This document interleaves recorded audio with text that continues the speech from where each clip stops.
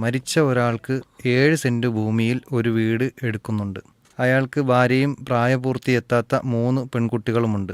അയാളുടെ മാതാപിതാക്കൾ ജീവിച്ചിരിപ്പില്ല. 2 സഹോദരന്മാരും 4 സഹോദരികളുമുണ്ട്. ഇപ്പോൾ ആ സഹോദരങ്ങൾ മരിച്ചയാളുടെ ഭാര്യയ്ക്കും മക്കൾക്കും ആ വീട് കൊടുക്കുന്നില്ല.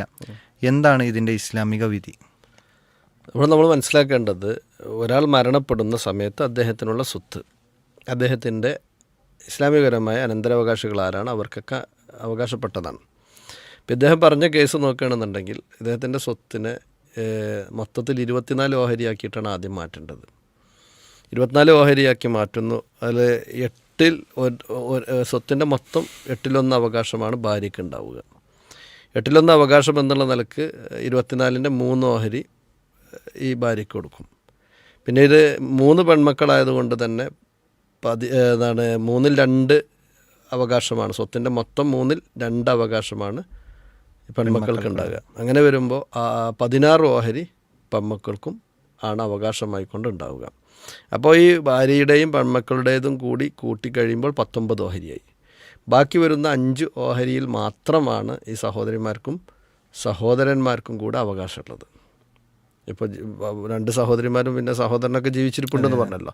അപ്പോൾ മൊത്തം 24 ഓഹരിയിൽ 5 ഓഹരിക്ക് മാത്രമുള്ള അവകാശം മാത്രമേ ഈ സഹോദരന്മാർക്കുള്ളൂ. മാത്രവുമല്ല, ഈ 3 പെൺകുട്ടികളെ നോക്കേണ്ട സാമ്പത്തിക ഉത്തരവാദിത്വവും അതുപോലെ തന്നെ അവരെ നോക്കേണ്ട സംരക്ഷണോത്തരവാദിത്വവും ഈ സഹോദരിമാരിലും നിക്ഷിപ്തമാണ് താനും. അതുകൊണ്ട് തന്നെ അവർക്ക് ഈ വീട് കൊടുക്കുന്നില്ല എന്ന് പറയാൻ വകുപ്പൊന്നുമില്ല.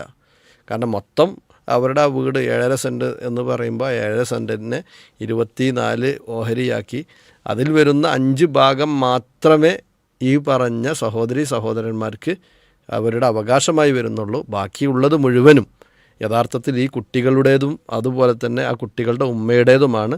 അത് ആ നിലക്ക് തന്നെ അവർക്ക് തിരിച്ചു കൊടുക്കുകയാണ് വേണ്ടത് എന്ന് മാത്രമല്ല, ഈ കുട്ടികളെ ഇനി നോക്കേണ്ട ബാധ്യതയും അതുപോലെ തന്നെ അവരെ വിവാഹം കഴിപ്പിച്ചു കൊടുക്കേണ്ട ബാധ്യതയുമൊക്കെ ഈ പിതാവിൻ്റെ സഹോദരന്മാരിലാണ് ഉള്ളത് എന്നുള്ള കാര്യം കൂടി നമ്മൾ ഇതിൻ്റെ ഭാഗമായിക്കൊണ്ട് മനസ്സിലാക്കേണ്ടതുണ്ട്. അല്ലാഹു അഅലം.